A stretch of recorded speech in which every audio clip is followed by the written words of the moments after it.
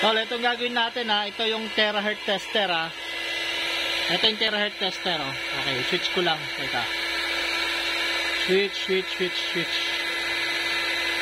Yan, ito yung terahertz tester. Yan oh. So, pag didikit yan dyan.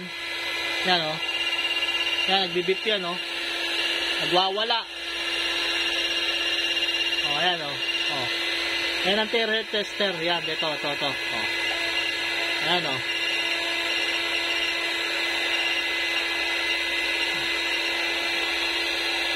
Yan, di ba?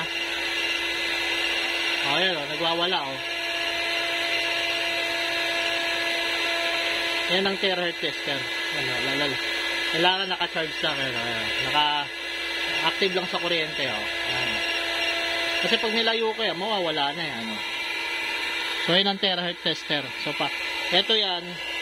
Pag tires mo yung pump lang. Halimaw.